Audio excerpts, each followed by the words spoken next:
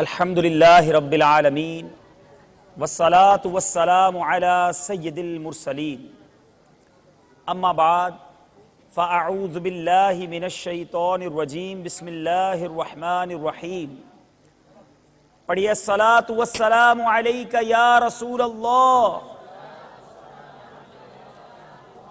وعلی آلک واصحابک یا حبیب اللہ الصلاة والسلام علیک یا نبی اللہ وعلی آلک واصحابک یا نور اللہ۔ میرے پیارے اور محترم اسلامی بھائیوں، جب بھی کبھی درس و بیان میں بیٹھیں، نگاہیں نیچی کیے، توجہ کے ساتھ بات چیت سے بچتے ہوئے درس و بیان سننے کی عادت ڈالیے کہ لاپرواہی کے ساتھ ادھر ادھر دیکھتے ہوئے، بات چیت کرتے ہوئے، کپڑوں یا بالوں وغیرہ کو سہلاتے ہوئے، اپنے موبائل فون سے کھیلتے ہوئے درس و بیان سننے سے اس کی برکتیں زائل ہو جانے کا اندیشہ ہے۔ اور یاد رہے کہ اگر توجہ کے ساتھ بیان سنیں گے تو اس کی برکتیں ہمیں حاصل ہوں گی۔ درود پاک پڑھنے کے بے شمار فضائل و برکات ہیں۔ آقائے دو جہاں مدینے والے مصطفیٰ صلی اللہ تعالیٰ علیہ وسلم کی ذات والا تبار پر جس قدر ہو سکے درود پاک کو پڑھنا اپنا معمول بنا لیجئے۔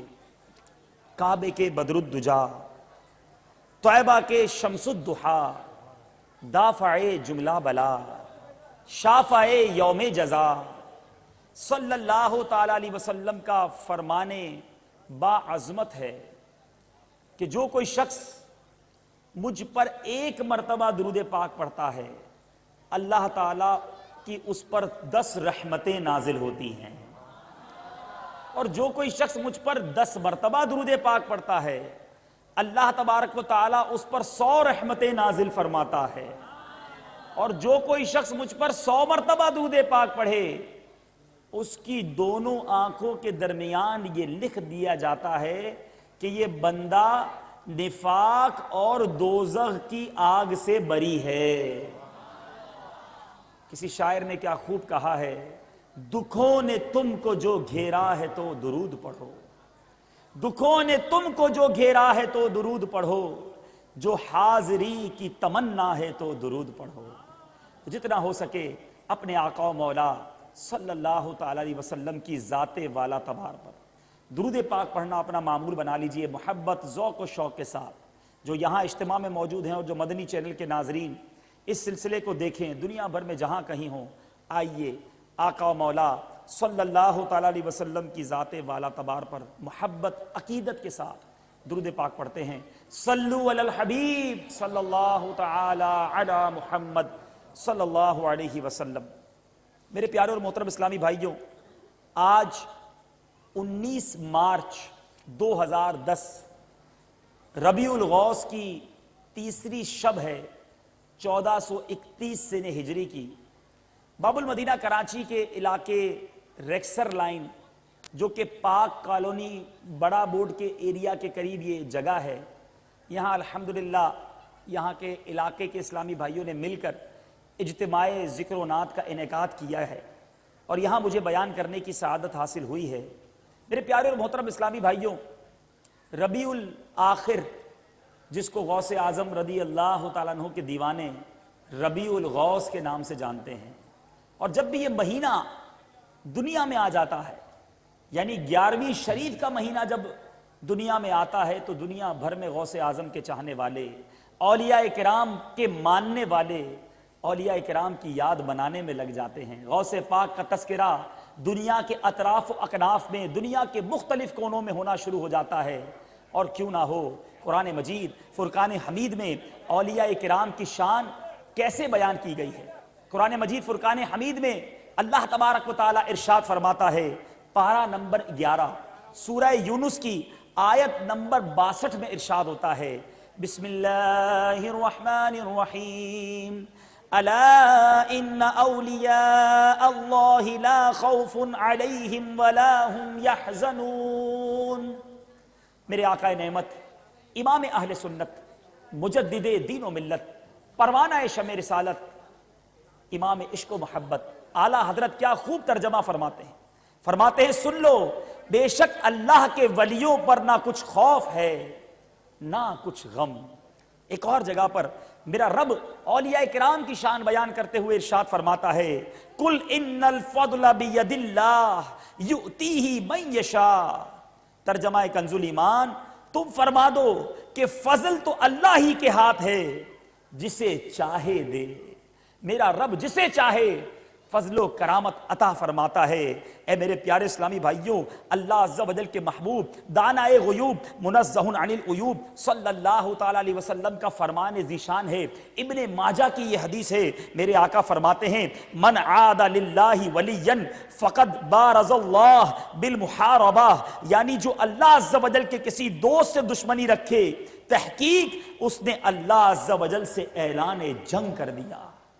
यानी वली अल्लाह से कोई दुश्मनी करे, अल्लाह के नेक बंदों के बारे में बुरा गुमान रखे, उनके बारे में अदावत रखे, उनसे दुश्मनी का इरादा करे, मेरा रब फरमाता है मैं उनसे ऐलान जंग करता हूं। मोहब्बत देखिए, औलिया किराम से रब का प्यार देखिए।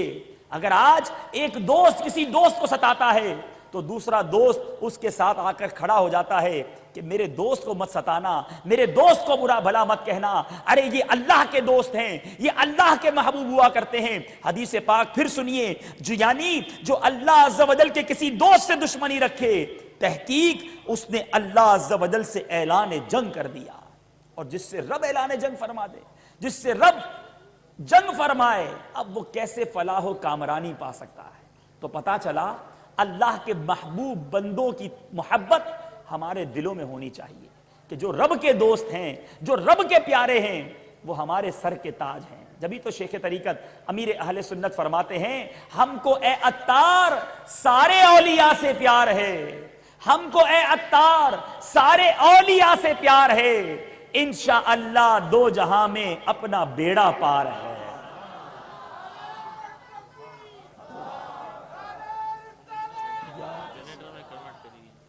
दुरूद पाक पढ़ लीजिए, अल्लाहुम्मा सल्लि अला सय्यिदिना व मौलाना मुहम्मदिन अदद मा फी इल्मिल्लाह सलातन दाइमतम बिदवामि मुल्किल्लाह। अब एक और बड़ी प्यारी हदीस सुनिए, पता चलेगा कि औलिया किराम का मर्तबा मालिक करीम के दरबार में कैसा है। अल्लाह वाले प्यारे आका अलैहिस्सलातु वस्सलाम के इस फरमान से समझने की कोशिश कीजिए कि परवरदिगार आलम का कैसा फजलो इनाम नेक बंदों पर हुआ करता है। चुनाचे मुस्तफ़ा जान रहमत, शबए बज़्म हिदायत, नौशाए बज़्म जन्नत, तय करे जूदो सखावत, मंबए इल्म हिकमत सल्लल्लाहु ताला अलैहि वसल्लम फरमाते हैं कि अल्लाह अज़्ज़ा वजल ने इरशाद फरमाया, हदीस कुदसी है कि कोई बंदा मेरे फराइज की अदायगी से बढ़कर किसी और चीज से मेरा तकर्रुब यानी मेरा कुर्ब हासिल नहीं कर सकता। फराइज के बाद फिर वो नवाफिल से मेरा बंदा मजीद मेरा कुर्ब हासिल करता जाता है, यहां तक कि मैं उसे अपना महबूब बना लेता हूं। और फिर क्या होता है, जब वो मेरे मकामे मोहब्बत तक पहुंच जाता है तो मैं उसके कान बन जाता हूं, उसकी आंख, उसके दिल, उसके हाथ, उसकी जबान और उसके पांव बन जाता हूं। वो मेरे जरिए से सुनता, देखता, बोलता और चलता है। मालिक करीम फरमा रहा है कि जब कोई बंदा मेरा कुर्ब हासिल कर लेता है तो फिर मेरे रब का नूर उस बंदे की आंखों में आ जाता है। अब वो नूर इलाही से देखता है और फिर मेरा रब फरमाता है मैं उसकी आंख बन जाता हूं जिससे वो देखता है। तो जब औलिया किराम उस दर्जे पर पहुंच जाते हैं तो वो करीब में रहने वालों को भी देख लेते हैं और दूर में बसने वाले गुलामों को भी देख लेते हैं। जब रब ताला का नूर उनके कानों में उतरता है और जब मेरा रब फरमाता है मैं उनके कान बन जाता हूं तो फिर वो करीब से रहने वालों की भी पुकार सुनते हैं और हजारों मील दूर बसने वाले अपने मुरीदों की आवाजों को भी सुना करते हैं। मेरा रब फरमाता है मैं उनके पांव बन जाता हूं। अल्लाह तबारक व तआला के करम से जब औलिया किराम अपने पैर उठाते हैं, अपने कदम चलते हैं تو پھر وہ ہزاروں میل کا فاصلہ پلک جھپکنے میں طے کر جاتے ہیں۔ اے میرے پیارے اسلامی بھائیوں، ربیع الغوث بھی ہمیں پیران پیر، پیر دستگیر، روشن ضمیر، قطب ربانی، محبوب سبحانی حضرت شیخ عبد القادر جیلانی رضی اللہ تعالی عنہ کی یاد دلاتا ہے۔ یہ وہ مہینہ ہے جس کو پیارے غوث اعظم سے خاص نسبت حاصل ہے۔ اور آج ہم نے کچھ اولیاء کرام کے بارے میں سنا، اب کچھ پیران پیر کے بارے میں سنتے ہیں۔ سیدی غوث اعظم رضی اللہ تعالی عنہ کا تذکرہ کرتے ہیں، اور اس نیت سے کرتے ہیں کہ یاد رکھیے، جہاں اللہ کے نیک بندوں کا ذکر ہوتا ہے، جہاں صالحین کا ذکر ہوتا ہے، جہاں اولیاء کاملین کا ذکر ہوتا ہے، وہاں اللہ تعالیٰ کی رحمتوں کا نزول ہوتا ہے۔ اس نیت سے ذکر کرتے ہیں کہ مولا کریم تیرے نیک بندوں کا ذکر کر رہے ہیں، غوث پاک کا تذکرہ کر رہے ہیں، ان کے ذکر کی برکت سے ہم پر اپنی رحمتوں کی بارش برسا دے۔ اے مولا اس اجتماع پاک پر اور مدنی چینل کے ناظرین جہاں جہاں ہمارے ساتھ شامل ہیں، ہم سب پر اپنی رحمتوں کی بارش برسا دے۔ اے مولا اولیاء کرام کے ذکر خیر کی برکت سے ہماری مصیبتوں کو دور فرما، ہماری بیماریوں کو دور فرما، آنے والی بلاؤں کو دور فرما، اور اولیاء کرام کا فیضان ہم سب کو عطا فرما۔ میرے پیارے اور محترم اسلامی بھائیوں، حضور سیدی غوث اعظم رضی اللہ تعالیٰ عنہ کا نام مبارک، آپ کا اسم مبارک عبد القادر ہے، اور آپ کی کنیت ابو محمد، اور آپ کے القابات جس نام سے آپ کو پکارا جاتا ہے محی الدین، محبوب سبحانی، غوث الثقلین، غوث الاعظم وغیرہ ہیں۔ آپ رحمت اللہ تعالی علیہ 470 سنہ ہجری میں بغداد شریف کے قریب قصبہ جیلان میں پیدا ہوئے، اور 561 میں بغداد شریف ہی میں وصال فرمایا۔ آپ کا مزار پر انوار بھی بغداد معلیٰ میں اپنی برکتیں لٹا رہا ہے، مرجع خلائق ہے۔ آپ نے بار بار جب بھی غوث اعظم کا تذکرہ سنا ہوگا تو غوث کا لفظ کئی بار سنا ہوگا، ذہن میں سوال بھی پیدا ہوتا ہوگا کہ غوث کہتے کس کو، غوث کس کو کہا جاتا ہے؟ تو یاد رکھیے، غوثیت جو ہے یہ بزرگی کا ایک خاص درجہ ہے۔ لفظ غوث کے لغوی معنی ہے فریاد رس، یعنی فریاد کو پہنچنے والا۔ چونکہ حضرت شیخ عبد القادر جیلانی رضی اللہ تعالیٰ عنہ بے قصور حاجت مندوں کے مددگار ہیں، اس لیے آپ رحمت اللہ تعالیٰ علیہ کو غوث اعظم کے خطاب سے سرفراز فرمایا گیا ہے۔ اور بعض عقیدت مند آپ کو پیران پیر، دستگیر کے لقب سے بھی یاد کرتے ہیں۔ غوث اعظم رضی اللہ تعالیٰ عنہ وہ مبارک شخصیت ہیں کہ جن کی آمد کا پہلے سے شہرا تھا، جن کی آمد سے پہلے بشارت دی جا رہی تھی۔ جی ہاں، میرے پیارے آقا مدینے والے مصطفیٰ صلی اللہ تعالیٰ علیہ وسلم نے کس طرح غوث پاک کی ولادت کی بشارت دی، سنیے اور جھومیے۔ محبوب سبحانی شیخ عبد القادر جیلانی رحمت اللہ تعالیٰ علیہ کے والد ماجد، ان کا نام حضرت ابو صالح سید موسیٰ جنگی دوست رحمت اللہ تعالیٰ علیہ ہے۔ غوث پاک کی ولادت کیسے ہوئی؟ اللہ اللہ۔ بغداد معلیٰ میں اس کے قریب ایک نہر کے کنارے ایک نوجوان جا رہا تھا۔ اس نے دیکھا کہ نہر کے اندر ایک سیب تیر رہا ہے، اس کو بھوک لگی اور اس نے وہ سیب اٹھایا اور وہ سیب کھا لیا۔ اب سیب کھانے کے بعد اس نوجوان کے دل میں خیال آیا کہ میں نے تو اس سیب کا حق نہیں بخشوایا، اگر اس سیب کے مالک نے قیامت کے دن مجھے پکڑ لیا تو میں کیا جواب دوں گا؟ غور کیجئے خوف خدا کیسا ہے۔ آج بے اور آپ غور کریں، نہ جانے صبح و شام کتنے لوگوں کے حق دبا جاتے ہیں، ہمیں احساس تک نہیں ہوتا، چھوٹی چھوٹی چیزیں تو ہم کاؤنٹ بھی نہیں کرتے، مگر وہ ایک سیب تھا۔ اب یہ پریشان ہوئے اور اب دل میں خیال آیا کہ اب اس سیب کا حق معاف کروانا چاہیے۔ نہر کے کنارے چلنے لگے، چلتے چلتے چلتے بہت دور ایک باغ تک پہنچے، اور جب اس باغ کے پاس پہنچے تو دیکھا کہ اس باغ میں سیب کے درخت لگے ہیں۔ دل میں خیال آیا کہ یہیں سے وہ سیب گرا ہوگا، اس نہر میں گیا ہوگا، مجھ تک پہنچا ہوگا، میں نے کھا لیا۔ اب اس باغ کے مالی سے کہا، حضور مجھے معاف کر دیجئے، بہت دور سے آیا ہوں، آپ کے باغ کا ایک سیب میں نے کھا لیا ہے۔ وہ باغ کا مالک جو تھا وہ بڑے نیک شخصیت تھے، انہوں نے دیکھا کہ یہ خوف خدا والا نوجوان اتنا دور سے آیا ہے، یہ تو کام کا بندہ لگتا ہے۔ آپ نے فرمایا ایسے معاف نہیں کروں گا، ایسے معاف نہیں کروں گا، آپ کو اتنے اتنے دن تک میرے باغ کی رکھوالی کرنی پڑے گی، پھر اس کے بارے میں سوچوں گا۔ سوچئے، ایک سیب ہے اس کا حق معاف کرنے کی شرط یہ لگائی جا رہی ہے کہ اتنے اتنے دن میرے باغ کا مالی بن کے رہنا پڑے گا۔ اب وہ نوجوان خوف خدا والا تھا، کہا ٹھیک ہے، آپ نے کہا ہے میں مان لیتا ہوں، پھر معاف کر دیں گے۔ کہا پہلے مالی بنو، رکھوالی کرو، پھر دیکھیں گے۔ پورا عرصہ گزرا، باغ کی رکھوالی کرتے کرتے جب وہ وقت گزر گیا، پھر اس کے بعد جب وہ وقت پیریڈ پورا ہو گیا تو اس نوجوان نے کہا حضرت اب تو معاف کر دیجئے، اب تو میں نے پورا کام بھی کر دیا ہے۔ فرمایا نہیں، ایک شرط اور باقی ہے، کہ وہ شرط یہ ہے کہ تمہیں میری بیٹی سے شادی کرنی ہوگی، اور وہ بیٹی وہ ہے جو آنکھ سے اندھی ہے، کان سے بہری ہے، پیر سے لنگڑی ہے، ہاتھ اس کے ٹوٹے ہوئے ہیں، زبان سے گونگی ہے۔ اب وہ نوجوان کیسا خوف خدا ہے، کہا پھر تو معاف کر دیں گے۔ کہا ہاں، اگر تم میری اس طرح کی بیٹی سے شادی کر لو گے پھر میں تمہیں اپنا حق معاف کر دوں گا۔ اے میرے پیارے اسلامی بھائیوں، آپ غور کیجئے، ایک نوجوان کی شاید زندگی کی سب سے بڑی تمنا یہی ہوتی ہے کہ میری شادی خوبصورت ایک اچھے خاندان میں لڑکی سے ہو جائے۔ یہاں یہ نوجوان اپنی زندگی کا سب سے بڑا ڈیسیشن کرنے جا رہا ہے، مگر یہ نہ سوچا کہ وہ گونگی، بہری، لنگڑی، لولی لڑکی سے میری زندگی کیسے گزرے گی۔ یہ سوچا کہ رب راضی ہو جائے گا، یہ سیب کا حق اگر معاف نہیں کیا تو قیامت کے دن جواب کیسے دوں گا۔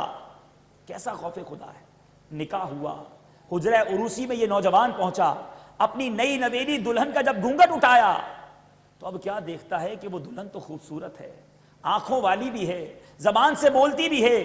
اب وہ باہر آ گیا گھبراہٹ کے مارے، اور اس شخص سے کہا کہ بھائی آپ نے تو کہا تھا آپ کی بیٹی لنگڑی، لولی، بہری ہے، یہ تو اعضاء اس کے سلامت ہیں۔ تو اب وہ مسکرانے لگے، وہ بزرگ جو کہ واقعی بزرگ تھے مسکرانے لگے اور فرمانے لگے بیٹا بات یہ ہے کہ جب تم پہلی بار میرے پاس آئے تھے، سیب کا حق بخشوانے آئے تھے، تو میں نے اسی وقت جان لیا تھا کہ تم خوف خدا والے نوجوان ہو۔ میں نے تم پر مزید امتحان کیا، تمہیں ایک ٹائم پیریڈ دیا کہ اتنے وقت کے لیے میرے باغ کی رکھوالی کرو، تم اس رکھوالی میں بھی مصروف ہو گئے۔ میں نے چیک کر لیا، اب بیٹا ماجرا یہ ہے، میں نے تمہیں کہا کہ میری بیٹی آنکھوں سے اندھی ہے، وہ آنکھوں سے اندھی اس لیے ہے کہ آج تک اس نے کسی غیر محرم کو دیکھا نہیں ہے۔ میری بیٹی بہری اس لیے ہے کہ آج تک میری بیٹی نے کوئی حرام بات اپنے کانوں سے سنی نہیں ہے۔ ہاں، میری بیٹی پیر سے لنگڑی اس لیے ہے کہ آج تک بغیر اجازت بے پردہ اپنے گھر سے باہر نہیں نکلی ہے۔ اے میرے بیٹے، مجھے اپنی ایسی نیک اور پارسا بیٹی کے لیے تم ہی جیسے نیک اور پارسا نوجوان کی ضرورت تھی، اسی لیے میں نے تم پر یہ امتحان ڈالا۔ تم نے خوف خدا کی وجہ سے یہ شرط بھی قبول کر لی، جاؤ وہ تمہاری ہی زوجہ ہے، خوش و خرم اپنی زندگی گزارو۔ اے میرے پیارے اسلامی بھائیوں، آپ نے دیکھا وہ نوجوان کیسا تھا، وہ دوشیزہ کیسی ہے جس سے اس نوجوان کی شادی ہو رہی ہے، جس نے کبھی حرام نہیں دیکھا، حرام نہیں بولا، حرام نہیں سنا، اپنے پیروں کو حرام کام کی طرف نہیں بڑھایا۔ اللہ اکبر، جب ایسا نوجوان اور ایسی لڑکی کی شادی ہوتی ہے تو آپ جاننا چاہیں گے کہ یہ جوڑا جو بنا، اس کے یہاں اولاد کون پیدا ہوئی؟ تو جھوم جائیے، اس مبارک جوڑے کے یہاں جس مبارک ہستی کی ولادت ہوئی وہ کوئی اور نہیں، ہم سب کے پیر، پیروں کے پیر، پیر دستگیر سیدی غوث اعظم کی ولادت ہوئی۔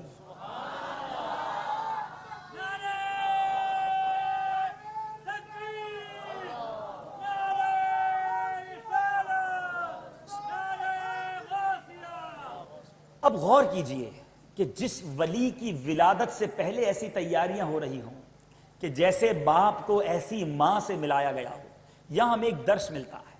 ہم یہ کہتے نظر آتے ہیں کہ میری اولاد نیک نہیں بن رہی، میری اولاد فرما بردار نہیں ہے، میری اولاد میری بات نہیں مانتی، میں نیکی کے راستے کی طرف لگانا چاہتا ہوں تو وہ نیکی کے راستے کی طرف نہیں آتے۔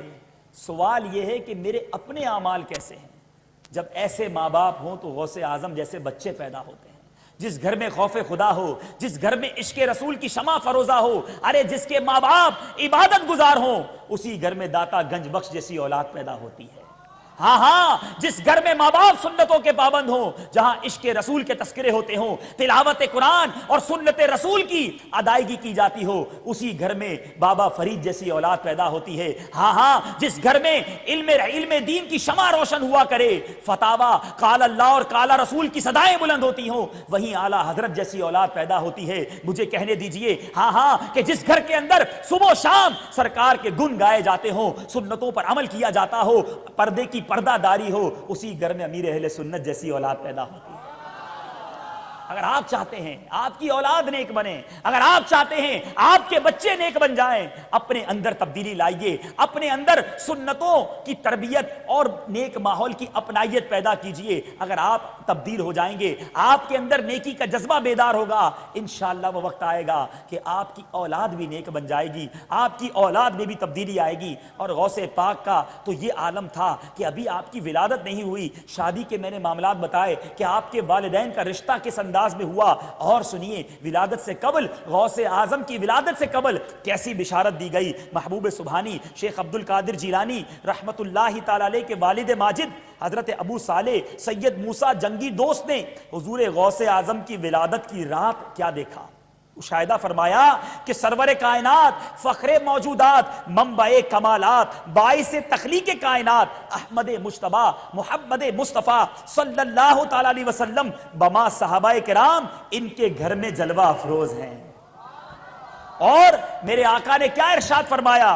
فرماتے ہیں یا ابا صالح اعطاک اللہ ابنا وہو ولی و محبوبی و محبوب اللہ تعالی وسیکون له شان فی الاولیاء والاقطاب کشانی بین الانبیاء والرسل، یعنی اے ابو صالح، اللہ عز و جل نے تم کو ایسا فرزند عطا فرمایا ہے جو ولی ہے، اور وہ میرا اور اللہ کا محبوب ہے، اور اس کی اولیاء اور اقطاب میں ایسی شان ہوگی جیسی انبیاء میں میری شان ہے۔ ارے ولادت سے پہلے ہی یہ مجدہ سنا دیا گیا کہ ایسا ولی دنیا میں آنے والا ہے۔ اور اللہ اکبر، غوث پاک کی کس کس کرامت کا تذکرہ کیا جائے۔ غوث پاک تو وہ ہیں کہ علماء کرام فرماتے ہیں کہ اگر آج بھی کسی کو ولایت ملتی ہے، اگر آج بھی کسی کو ولایت کا درجہ ملتا ہے تو غوث پاک کے در سے ملتا ہے۔ یا غوث، آپ کا مرتبہ وہ ہے کہ سر بھلا کیا کوئی جانے کہ ہے کیسا تیرا۔ یا غوث پاک، سر بھلا کیا کوئی جانے کہ ہے کیسا تیرا، اولیاء ملتے ہیں آنکھیں وہ ہے تلوا تیرا۔ غوث پاک کا مرتبہ وہ ہے کہ اولیاء اپنی آنکھوں کو آپ کے تلووں پر ملنا بہت بڑی سعادت سمجھتے ہیں۔ غوث پاک کی کس کس کرامت کا تذکرہ کیا جائے۔ بچپن کا وقت ہے، غوث پاک رضی اللہ تعالیٰ عنہ ابھی ماں کے پیٹ میں ہیں کہ آپ کی ماں کو جب چھینک آتی اور وہ الحمدللہ کہتی تو آپ پیٹ ہی میں جواباً یرحمک اللہ فرما دیا کرتے تھے۔ غوث پاک رضی اللہ تعالیٰ عنہ کس دن پیدا ہوئے؟ پیر کا دن تھا، صبح صادق کا وقت تھا۔ آپ کے اس وقت ہونٹ آہستہ آہستہ ہل رہے تھے، اور پیدائش کے فوراً بعد آپ کی زبان پر اللہ اللہ جاری تھا۔ اور غوث پاک جس دن پیدا ہوئے، غور سے سنیے، اس دن آپ کی ولادت مبارک جیلان شریف میں ہوئی، ہم نے سنا اس دن جیلان میں 1100 بچے پیدا ہوئے، وہ سب کے سب لڑکے تھے، اور مالک کریم نے غوث پاک کی ولادت کی برکت سے ان 1100 بچوں کو ولایت کا مرتبہ عطا فرما دیا۔ غوث پاک یکم رمضان کو پیدا ہوئے، صبح صادق کا وقت تھا۔ پیدا ہونے کے بعد یہاں بھی کوشش کی جاتی ہے کہ بچے کو ماں کا دودھ پہلے پلا دیا جائے۔ کوشش کی گئی، ماں کا دودھ آپ نے نہ پیا، صبح سے دوپہر ہو گئی، آپ نے ماں کا دودھ نوش نہ فرمایا، اور پھر جیسے ہی مغرب کا وقت ہوا، غروب آفتاب ہوا، آپ نے ماں کا دودھ نوش فرمایا۔ دوسرا دن آیا، پھر صبح صادق ہوئی، آپ نے دودھ پینا چھوڑ دیا، تو پھر معلوم ہوا کہ غوث پاک پورا مہینہ جب رمضان کا گزرا، صبح صادق سے لے کر غروب آفتاب تک آپ ماں کا دودھ نہ پیتے، گویا پیدا ہوتے ہی غوث پاک نے روزے رکھنے شروع کر دیے۔ چھوڑا ہے ماں کا دودھ بھی ماہ سیام میں،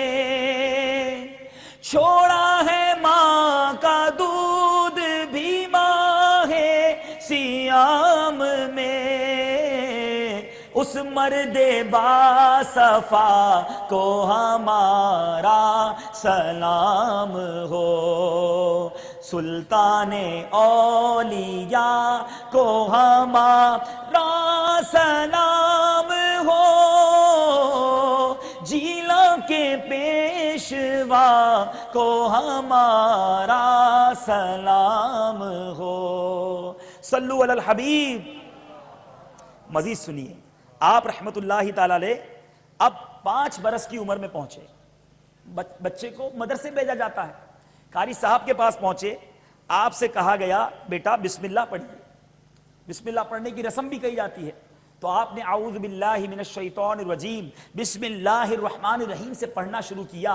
الف لام میم ذالک الکتاب لا ریب فیہ سے پڑھتے پڑھتے پورا پارا سنا دیا۔ سیقول السفہاء سے شروع کیا، دوسرا پارا سنا دیا۔ تلک الرسول سے شروع کیا، تیسرا پارا سنا دیا۔ لن تنالوا البر سے پڑھتے پڑھتے چوتھا پارا سنا دیا۔ والمحسنات سے شروع کیا اور 5واں پارا پڑھتے پڑھتے غوث اعظم نے 18 پارے سنا دیے۔ قاری صاحب کہتے ہیں بیٹا اور پڑھو، فرماتے ہیں مجھے 18 پارے ہی یاد ہیں۔ بولا بیٹا آج تو پہلی بار مدرسے آئے ہو، 5 سال کی عمر ہے، یہ قرآن کہاں سے یاد کیا؟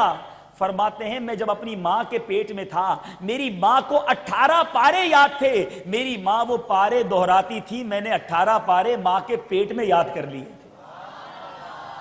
واہ کیا مرتبہ اے غوث ہے بالا تیرا، اونچے اونچوں کے سروں سے قدم آلا تیرا۔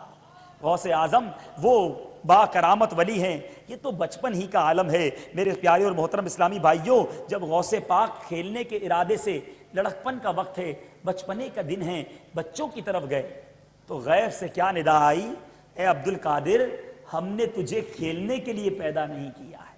پھر جب آپ مدرسے جاتے تو غیب سے آواز آتی، اللہ عز و جل کے ولی کو جگہ دے دو، اللہ عز و جل کے ولی کے لیے جگہ کشادہ کر دو۔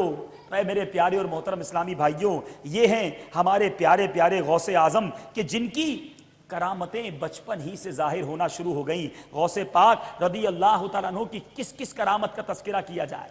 ایک بار غوث پاک بغداد معلیٰ کی ایک نہر کے کنارے کھڑے ہیں، دیکھا کہ ایک بڑھیا زاروں کتار رو رہی ہے۔ آپ نے جب اس بڑھیا کو روتے ہوئے دیکھا، آپ کا دل بھر آیا۔ آپ نے ایک مرید سے پوچھا کہ کیا ماجرا ہے، یہ بڑھیا کیوں رو رہی ہے؟ تو فرمایا حضور معاملہ یہ ہے کہ اس بڑھیا کا ایک ہی بیٹا تھا، اور یہ 90 سال کی جو بڑھیا ہے بڑی امیدوں کے ساتھ اس نے اپنے بیٹے کی شادی کی۔ یہ بیٹا اپنی دلہن اور بارات کو لے کر اس دریا سے پار اس طرف آ رہا تھا، اور اس دکھیاری ماں کی آنکھوں کے سامنے یہ پوری کی پوری بارات پانی میں غرق ہو گئی۔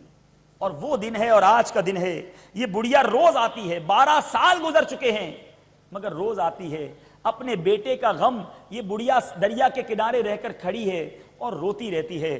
غوث پاک کو اس بڑھیا پر بڑا رحم آیا، آپ نے دعا کے لیے ہاتھ اٹھا دیے، اور غوث پاک مستجاب الدعوات ہیں، آپ دعا فرمائیں وہ دعا قبول ہوتی ہے۔ اب جب آپ نے دعا کے لیے ہاتھ اٹھائے، کچھ دیر گزری تو کوئی چیز ظاہر نہ ہوئی، تو آپ نے عرض کیا کہ مولا یہ تاخیر کس وجہ سے ہو رہی ہے؟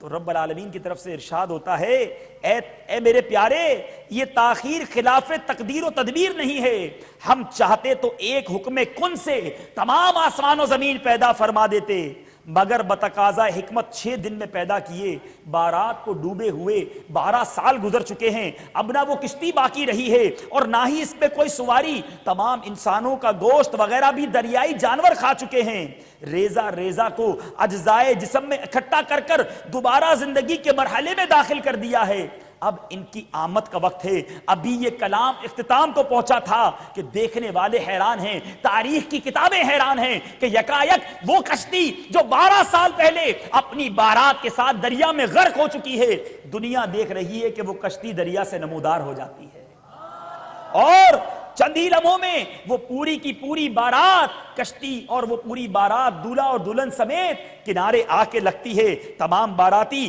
سرکار غوث اعظم سے بغداد دعائیں لے کر خوشی خوشی اپنے گھر پہنچتے ہیں۔ اس کرامت کو سن کر بہت سارے غیر مسلم غوث اعظم رضی اللہ تعالیٰ عنہ کے دست حق پرست پر مسلمان ہو گئے، اور وہ دکھیاری ماں بھی خوشی خوشی وہ بارات لے کر گھر پر چلی گئی۔ اللہ اکبر، کیسا مرتبہ ہے غوث اعظم رضی اللہ تعالیٰ عنہ کا بارگاہ ربوبیت میں۔ جبھی تو شاعر کیا خوب لکھتا ہے، نکالا تھا پہلے تو ڈوبے ہوں کو، نکالا تھا پہلے تو ڈوبے ہوں کو، اور اب ڈوبتوں کو بچا غوث اعظم، اور اب ڈوبتوں بچا غوث۔ اپنے لیے بھی دعا کر لیجئے، ہمارا بھی بیڑا لگا دو کنارے میرا، ہمارا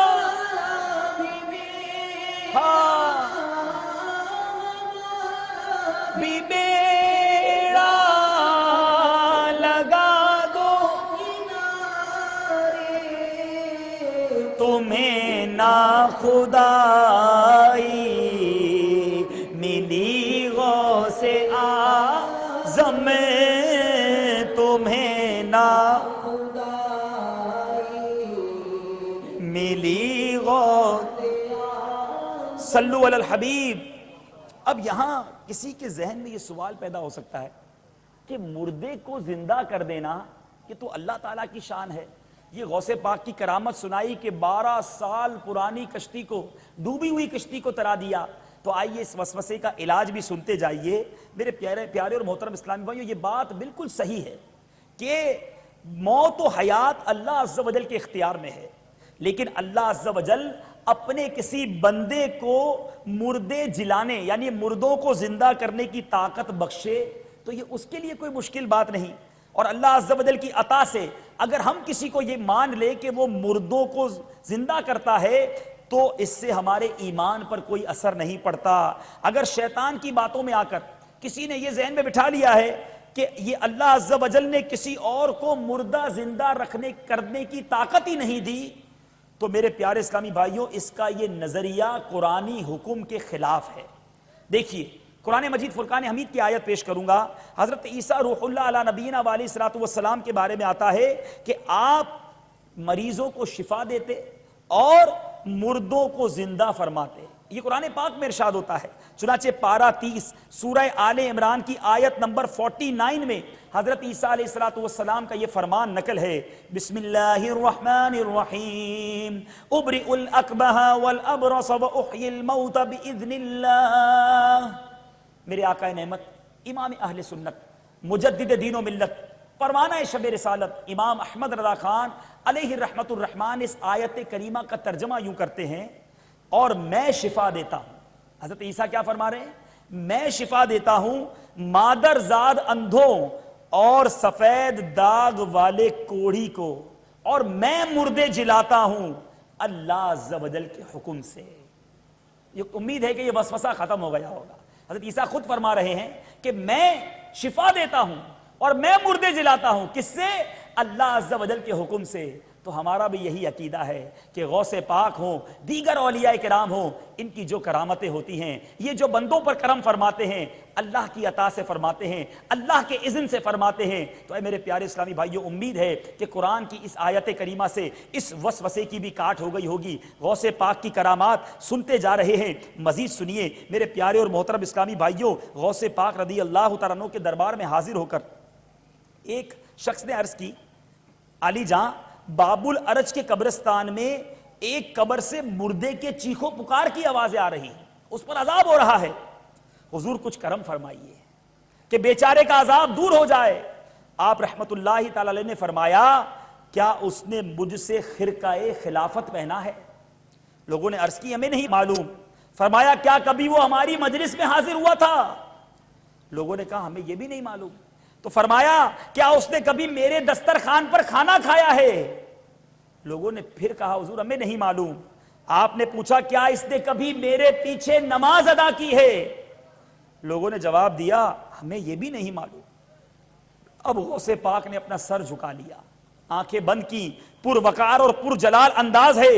کچھ دیر کے بعد غوث پاک فرماتے ہیں مجھے فرشتوں نے بتایا ہے اس نے آپ کی زیارت کی ہے، آپ کی عقیدت بھی دل میں رکھتا تھا، اللہ عز و جل نے اس پر رحم کیا، الحمدللہ اس کی قبر سے آوازیں آنی بند ہو گئی ہیں۔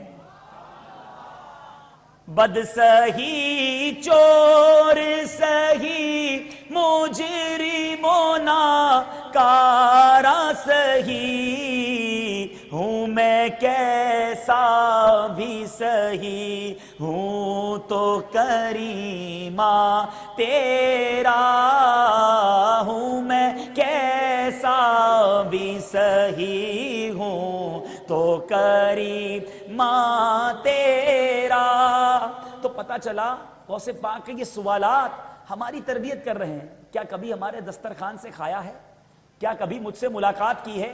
کیا کبھی ہمارے مدرسے میں پڑھا ہے؟ اللہ اکبر، خوش نصیب ہوتے ہیں وہ لوگ جو اولیاء کرام کا قرب حاصل کرتے ہیں، اولیاء کرام کے مزارات پر جاتے ہیں، اولیاء کرام کا قرب حاصل کرتے ہیں، اور جن کو آج کے دور کے ولی کامل، میری مراد شیخ طریقت، امیر اہل سنت، آفتاب قادریت، مہتاب رضویت، عاشق غوث اعظم حضرت علامہ مولانا ابو بلال محمد الیاس قادری کی صحبت حاصل ہے، انشاءاللہ ان کا بھی بیڑا پار ہوگا۔ ہے تو پتہ چلا نیک لوگوں کی زیارت کتنا بڑا عمل ہے۔ غوث پاک کو فرشتوں نے کیا کہا کہ آپ کی زیارت کی ہے، آپ کی دل میں عقیدت رکھتا تھا، اس لیے اللہ تعالیٰ نے اس پر رحم فرما دیا۔ الحمدللہ ہم بھی اولیاء کرام کے چاہنے والے ہیں، غوث پاک کی محبت اور تمام اولیاء کرام کی محبت اپنے دلوں میں رکھتے ہیں، انشاءاللہ ہمارا بھی بیڑا پار ہوگا۔ میرے پیارے اور محترم اسلامی بھائیوں، اے غوث پاک کے مریدوں، آپ کو مبارک ہو، یہ روایت سنیے اور جھوم جائیے۔ امیر اہل سنت خود لکھتے ہیں کہ میرے آبائی گاؤں کتیانہ میں ایک واقعہ مجھے کسی نے سنایا کہ وہاں ایک غوث پاک کا غلام رہا کرتا، دیوانہ تھا، 11ویں شریف بہت اہتمام سے مناتا۔ ایک خاص بات اس میں یہ بھی تھی کہ وہ سیدوں کی بے حد تعظیم کرتا، منع سید زادوں پر شفقت کا یہ حال تھا کہ انہیں اٹھائے اٹھائے پھرتا اور انہیں شیرینی وغیرہ خرید کر پیش کرتا۔ اس دیوانے کا انتقال ہو گیا، میت پر چادر ڈلی ہوئی تھی، سوگوار جمع تھے، اچانک چادر اٹھا کر غوث پاک کا دیوانہ اٹھ بیٹھا۔ لوگ حیران ہو گئے، گھبرا گئے، دوڑنے لگے۔ اس نے کہا گھبراؤ مت، بھاگو مت، سنو۔ جب وہ قریب آئے تو وہ کہنے لگا بات دراصل یہ ہے، ابھی ابھی میرے 11ویں والے آقا، پیروں کے پیر، پیر دستگیر، روشن ضمیر، قطب ربانی، محبوب سبحانی حضرت شیخ عبد القادر جیلانی تشریف لائے اور انہوں نے مجھے ٹھوکر لگائی اور فرمایا ہمارا مرید ہو کر بغیر توبہ کیے مر گیا ہے، اٹھ اور توبہ کر لے، لہٰذا مجھ میں روح لوٹ آئی ہے تاکہ میں توبہ کر لوں۔ اتنا کہنے کے بعد اس دیوانے نے اپنے تمام گناہوں کی توبہ کی اور کلمہ پاک کا ورد کرنے لگا۔ پھر اچانک اس کا سر ایک طرف ڈھلک گیا اور اس کا انتقال ہو گیا، مرنے سے پہلے توبہ کا تحفہ نصیب ہو گیا۔ اے غوث پاک کے دیوانوں اور مریدوں مبارک ہو۔ سرکار غوث پاک فرماتے ہیں میرا مرید چاہے کتنا ہی گناہگار ہو، وہ اس وقت تک نہیں مرے گا جب تک توبہ نہ کر لے۔ تو غوث پاک کا دامن تھام لینا چاہیے، مرید بن جانا چاہیے، اور ایسا مرید بنیے کہ ان کے پکے فالوور بنیے۔ غوث پاک کی محبت تو دل میں ہے مگر ان کے نقش قدم پر بھی چلیے۔ غوث اعظم کے مریدوں کو مبارک ہو۔ امام اہل سنت، امام عشق و محبت کیا خوب لکھتے ہیں،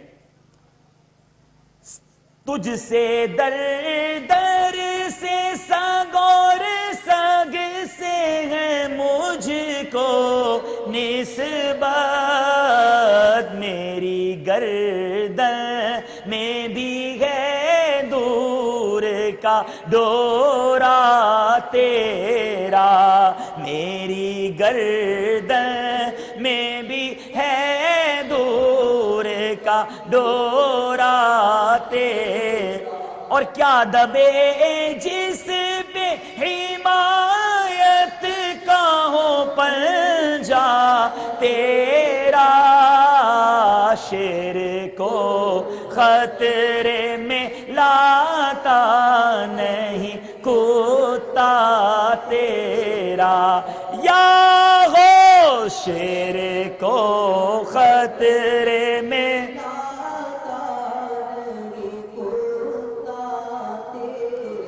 تو غوث پاک کے غلام ہیں اور اس غلامی پہ ہمیں ناز ہے الحمدللہ۔ تو میرے پیارے اسلامی بھائیوں، اب یہاں ایک سوال ذہن میں پیدا ہوتا ہے، جیسے ہم نے پیچھے سنا کہ غوث پاک سے کہا حضور کرم فرمائیے، بندے پر عذاب ہو رہا ہے، آپ دعا فرمائیے، اس سے عذاب کو دور فرما دیجئے، اور ہم نے بھی اپنی منقبت میں بھی یا غوث کہا۔ تو سوال یہ پیدا ہوتا ہے کہ یہ اللہ کے سوا کسی اور سے مدد کیوں مانگتے ہیں بھائی؟ تو آئیے اس وسوسے کی بھی کاٹ ہو جائے۔ میرے پیارے اسلامی بھائیوں، اللہ عز و جل مدد کرنے پر سوال یہ ذہن میں لوگوں کے پیدا ہوتا ہے کہ جب اللہ مدد کرنے پر قادر ہے تو پھر کسی اور سے مدد کیوں مانگیں؟ میرے شیخ طریقت امیر اہل سنت اپنے رسالے جنات کا بادشاہ صفحہ نمبر 13 پر اس کا بڑا پیارا جواب ارشاد فرماتے ہیں کہ جب اللہ عز و جل نے کسی غیر اللہ سے مدد مانگنے سے انکار نہیں فرمایا تو پھر کسی کو یہ حق کیسے پہنچتا ہے کہ وہ یہ کہہ دے کہ اللہ کے سوا کسی سے مدد مت مانگو؟ قرآن پاک جگہ جگہ اللہ عز و جل نے قرآن پاک میں اللہ عز و جل نے دوسروں سے مدد مانگنے کی اجازت عطا فرمائی۔ قرآن پاک ہی کا جواب عرض کروں گا، بلکہ ہر طرح میرا رب قادر مطلق ہے، مگر بذات خود رب نے بندوں سے مدد طلب فرمائی۔ قرآن پاک سنیے، چنانچہ پارہ 26 سورہ محمد کی آیت نمبر 7 میں ارشاد ہوتا ہے ان تنصروا اللہ ینصرکم، ترجمہ کنز الایمان، اگر تم دین خدا کی مدد کرو گے اللہ تمہاری مدد کرے گا۔ اللہ تعالیٰ بندوں سے فرما رہا ہے۔ ایک اور جگہ حضرت عیسیٰ علیہ السلام اللہ کے نبی ہیں، مگر کیا فرما رہے ہیں؟ قرآن مجید میں سنیے، قال عیسیٰ ابن مریم للحواریین من انصاری الی اللہ قال الحواریون نحن انصار اللہ۔ عیسیٰ علیہ السلام عیسیٰ بن مریم نے حواریوں سے کہا کون ہیں جو اللہ کی طرف ہو کر میری مدد کریں؟ حواری بولے ہم دین خدا کے مددگار ہیں۔ حضرت موسیٰ علیہ السلام نے بھی مدد مانگی۔ کیسے مانگی؟ فرعون کے پاس آپ کو جب تبلیغ کے لیے جانے کا حکم ہوا تو انہوں نے بندے کی مدد حاصل کرنے کے لیے بارگاہ خدا بندی میں عرض کی وَاجْعَلْ لِي وَزِيرًا مِّنْ أَهْلِي هَارُونَ أَخِي اُشْدُدْ بِهِ أَزْرِي، ترجمہ کنز الایمان، اور میرے لیے میرے گھر والوں میں سے ایک وزیر کر دے۔ وہ کون؟ میرا بھائی ہارون، اس سے میری کمر مضبوط کر۔ اے میرے پیارے اسلامی بھائیو، ہم نے کئی بار سنا ہوگا مہاجرین اور انصار، صحابہ کرام کی ایک قسم ہے۔ کبھی اس کے بارے میں غور کیا کہ انصار کے معنی کیا ہے؟ انصار کے تو معنی ہی یہ ہے یعنی مدد کرنے والا۔ تو میرے پیارے اسلامی بھائیوں، اب بات سمجھ آنے لگی کہ مدد مانگنا تو یہ اللہ تبارک و تعالیٰ نے قرآن مجید میں اجازت دی، انبیاء کرام نے مدد مانگی۔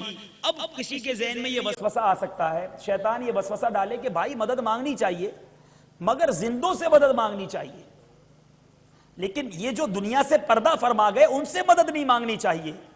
تو آیت کریمہ اب غور سے سنیے، اس کے مضمون کو سمجھیے، انشاءاللہ اس وسوسے کی جو جڑ ہے وہ بھی کٹ جائے گی۔ قرآن مجید پارہ نمبر 2 سورہ بقرہ آیت نمبر 154 154 میں ارشاد ہوتا ہے بسم اللہ الرحمن الرحیم وَلَا تَقُولُوا لِمَنْ يُقْتَلُ فِي سَبِيلِ اللَّهِ أَمْوَاتٌ بَلْ أَحْيَاءٌ وَلَكِنْ لَا تَشْعُرُونَ، ترجمہ کنز الایمان، اور جو خدا کی راہ میں مارے جائیں انہیں مردہ نہ کہو بلکہ وہ زندہ ہیں، ہاں تمہیں خبر نہیں ہے۔ میرے پیارے اسلامی بھائیوں، جب شہداء کی زندگی کا یہ حال ہے، جو انبیاء کہ جن کے نام پر جن کی شان پر قربان ہونے والے شہید ہوں وہ زندہ کہلائیں، تو پھر انبیاء اپنے مزارات میں کیسے حیات نہ ہوں؟ وہ برتر بھی ہیں، اعلیٰ بھی ہیں۔ میرے پیارے اسلامی بھائیوں، حضرت سیدنا امام بہقی علیہ رحمت اللہ القوی نے حیات الانبیاء میں ایک رسالہ اور دلائل النبوہ میں لکھا ہے انبیاء شہداء کی طرح اپنے رب کے پاس زندہ ہیں۔ تو معلوم ہوا میرے پیارے اور محترم اسلامی بھائیوں، ہم جب انبیاء سے اولیاء سے مدد مانگتے ہیں تو ہم مردوں سے نہیں بلکہ زندوں سے مدد مانگتے ہیں۔ الحمدللہ یہ اپنی قبروں میں حیات اور ہماری مدد کر سکتے ہیں۔ ارے ہم اپنی بات کیا کریں، امام اعظم جو کہ کروڑوں حنفیوں کے پیشوا ہیں، امام اعظم ابو حنیفہ نے کس طرح اپنے آقا و مولا صلی اللہ تعالیٰ علیہ وسلم سے مدد مانگی۔ چنانچہ آپ قصیدہ نعمان میں عرض کرتے ہیں یا اکرم الثقلین یا قصر الورا خدنا بجودک و اردی برضاک، یعنی اے جن و انس سے بہتر اور نعمت الہی کے خزانے اللہ نے جو آپ کو عطا فرمایا ہے اس سے مجھے بھی عطا فرمائیے، اور اللہ نے جو آپ کو جو راضی کیا ہے آپ بھی مجھے راضی فرمائیے۔ آپ کی سخاوت کا امیدوار ہوں آقا، آپ کے سوا ابو حنیفہ کا مخلوق میں کوئی نہیں ہے۔ ارے امام اعظم سرکار سے مدد طلب کر رہے ہیں، امام بصیری کو کون نہیں جانتا، قصیدہ بردہ شریف ہم جھوم جھوم کر پڑھتے ہیں۔ امام بصیری فرماتے ہیں یا اکرم الخلق مالی من علو ذو بہ، یا اکرم الخلق مالی من علو ذو بہ، سواک عند حلول الحادث الامم، مولاي صل وسلم دائما ابدا على حبیبک خیر الخلق کلہم۔ قصیدہ کئی بار سنا، یہ شعر بھی سنا، اس کا معنی کیا ہے؟ اے تمام مخلوق سے بہتر، میرا آپ کے سوا کوئی نہیں جس کی میں پناہ لوں مصیبت کے وقت۔ تو پتہ چلا سرکار کے دربار میں فریاد کرنا، مدد مانگنا، اولیاء کرام کی شان و عظمت بیان کرنا، ان سے وسیلہ مانگنا، یہ اللہ والوں کا طریقہ عین قرآن و حدیث سے ثابت ہے۔ اے میرے پیارے اسلامی بھائیوں، آج ہم نے اولیاء کرام کے بارے میں سنا، غوث پاک کی کرامات سنی، غوث پاک کے بارے میں آپ کی زندگی کے حالات سنے۔ اب غوث پاک کے ہم ماننے والے ہیں، اس اجتماع میں آئے ہیں، کوئی میسج بھی لے کر جائیے، اپنی زندگی میں ہمیں کیا تبدیلی لانی چاہیے۔ آج اس اجتماع ذکر و نعت میں آئے ہیں، پیران پیر کا تذکرہ ہوا ہے۔ اے میرے پیارے اسلامی بھائیوں، ہم میں کا ہر شخص غوث پاک کا چاہنے والا ہے، مگر غوث پاک کی زندگی کا ایک پہلو وہ آپ کی بارگاہ میں عرض کرنا چاہتا ہوں۔ غوث پاک فرماتے ہیں کہ میں نے دنیا کی محبت سے نجات حاصل کرنے کے لیے ہزار جتن کیے، میں گمنام رہا، میری خاموشی کے سبب لوگ مجھے گونگا کہنے لگے، مجھے نادان اور دیوانہ کہتے، میں کانٹوں پر ننگے پاؤں چلتا، خوفناک غاروں اور بھیانک وادیوں میں بے جھجک داخل ہو جاتا، دنیا بن سنور کر میرے سامنے ظاہر ہوتی، مگر میں اس کی طرف اللہ کے کرم سے التفات یعنی نظر نہ کرتا، توجہ نہ کرتا۔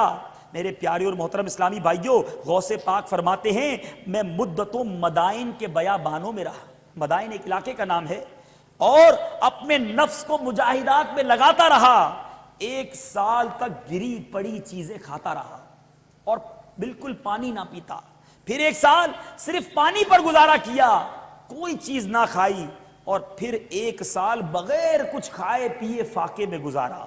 مجھ پر سخت آزمائشیں آتی، ایک بار سخت سردیوں کی رات میں میرا امتحان اس طرح لیا گیا کہ بار بار میری آنکھ لگ جاتی اور مجھ پر غسل فرض ہو جاتا، میں فوراً نہر پر آتا، غسل کرتا، اس طرح اس ایک رات میں 40 بار میں نے غسل کیا۔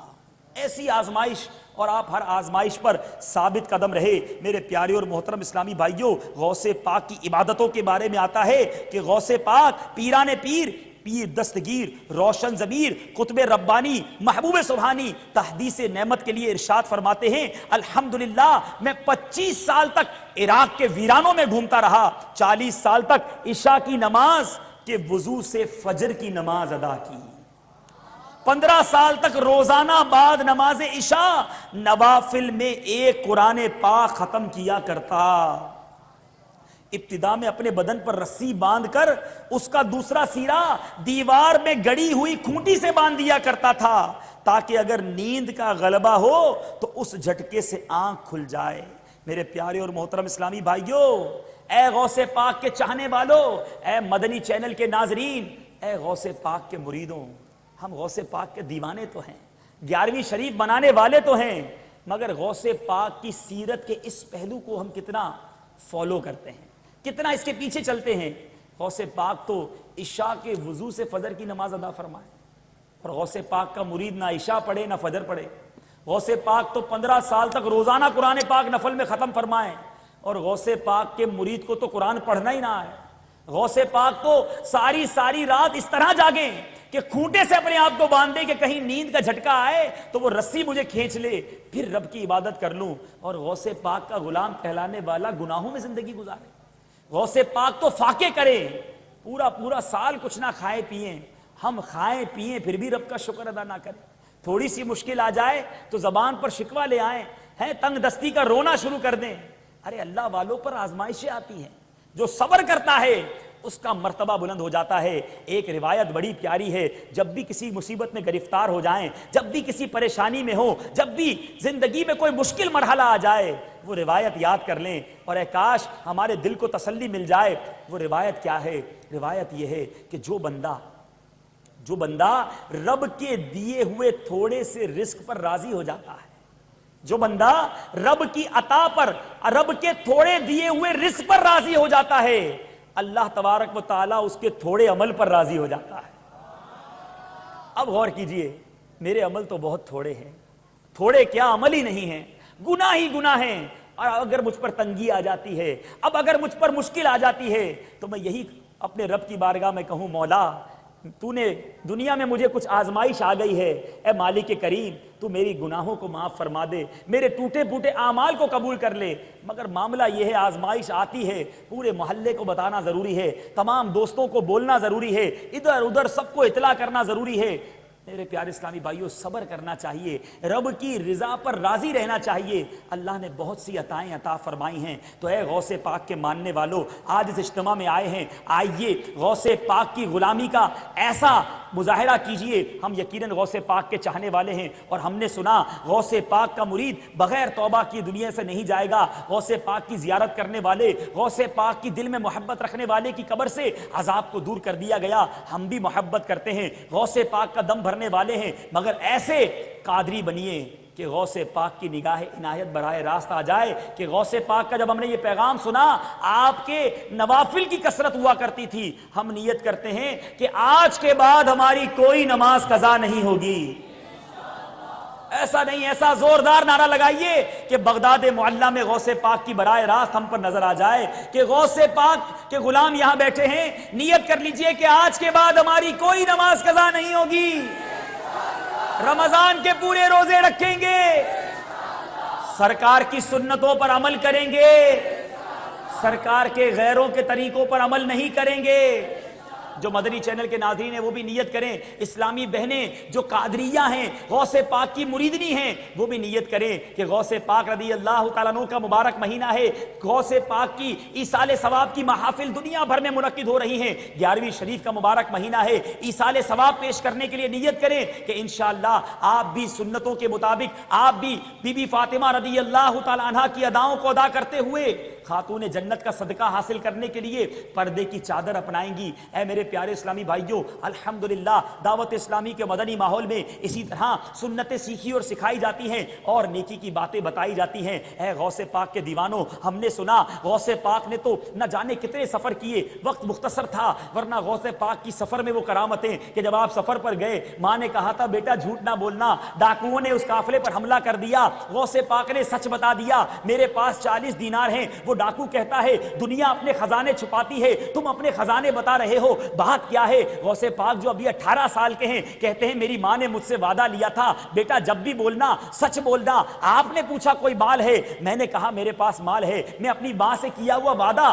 وفا کرنا چاہتا ہوں, اپنی ماں سے کیے ہوئے وعدے کو توڑنا نہیں چاہتا. یہ 40 دینار مجھے اس کی قربانی قبول ہے. اس ڈاکو کے سردار کے آنکھوں میں آنسو آ جاتے ہیں. وہ کہتا ہے یہ بچہ ہو کر اپنی ماں سے کیے ہوئے وعدے سے نہیں پھر سکتا, میں اپنے رب کا بندہ ہوں, روزانہ اپنے رب سے کیے ہوئے کتنے وعدوں سے پھر رہا ہوں. وہ ڈاکو رونا شروع ہو گیا. پورے قافلے نے, پورے سفر کرنے والوں نے, اس ڈاکہ ڈالنے والے گروہ نے توبہ کر لی, اور غوث پاک کی یہ کرامت ہوئی کہ سب عبادت گزار بن گئے. اے میرے پیارے اسلامی بھائیوں, غوث پاک نے اپنی زندگی میں بڑے سفر فرمائے. آپ سے میں گزارش کروں گا آپ بھی دعوت اسلامی کے مدنی قافلے میں سفر کر کے غوث پاک کی بارگاہ میں ایصال ثواب کی نیت سے 11ویں شریف منانے کے بہت سے طریقے ہیں, غوث پاک کو ایصال ثواب کرنے کے بہت سے طریقے ہیں. تو کیوں نہ آج ہم یہ طریقہ اپنائیں کہ غوث پاک نے جو سفر کیے تھے ان کی بارگاہ میں ایصال ثواب کرنے کے لیے ہم بھی مدنی قافلے میں سفر کریں. الحمدللہ 21, 22, 23 مارچ 2 تو چھٹیاں آ رہی ہیں اس میں, سنڈے منڈے ٹیوزڈے, اتوار پیر منگل یہ قافلہ جائے گا.